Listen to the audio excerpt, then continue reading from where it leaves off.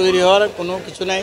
এটা যখন nomination declare করবে তখন যেই দিকে যে নিয়ে নমিনেশন পায় সব লোকে ওখানে চলে যাবে। এটা বড় দল, এটা একটা প্রতিযোগিতা থাকবে। আপনি বলেন তো, গোলই ছাড়া গোল দেওয়ার কোনো রকম আনন্দ আছে? বলেন জিনিসটা। এটা প্রতিযোগিতা থাকার মধ্যে একটা আনন্দ আছে, কয়েকজন প্রার্থী আছে, এটা ভালো দল, ভালো বলেই তো এখানে সব লোক আসছে।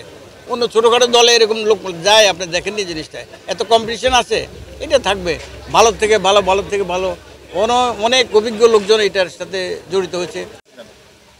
আগামী নির্বাচনে পর্যন্তবাসী মানে আমাদের দল তো চাচ্ছে যে ক্লিন ইমেজের ক্যান্ডিডেট চাচ্ছে, ভালো কাজকর্ম যারা করছে, অতীতে থেকে যারা মাঠে ঘাটে ছিল, নেতা কর্মীদের পাশে ছিল, তারপরে যত মামলা হামলা হয়েছে তাদের পাশে ছিল, বা যাদের কাছে কোনো রকম চাঁদাবাজি বা অন্য কোনো খারাপ কিছু নাই, এরকম ক্যান্ডিডেট দল খুঁজতেছে। দল খুঁজে বাহির করে কাদেরকে বাহির করবে সেটা তো দলে ভালো করে বুঝতে পারবে, এবং দলের বহু রকম এই সমস্ত দেখার জন্য বহু লোকজন, অভিজ্ঞ লোকজন নিয়োজিত আছে আমি মনে করি জিনিসটা।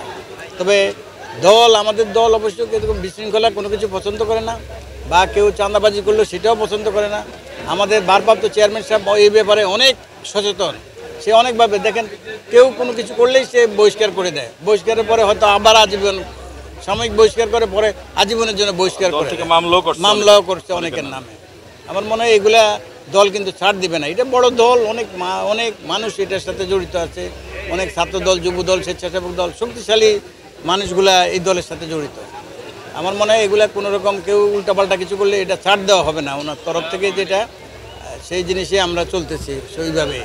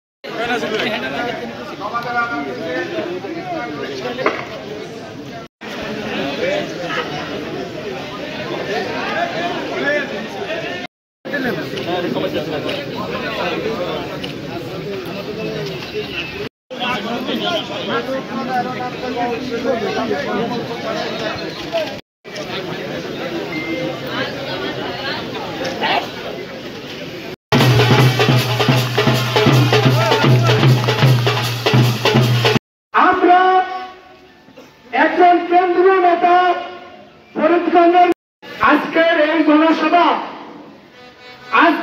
জনসভায় প্রধানিত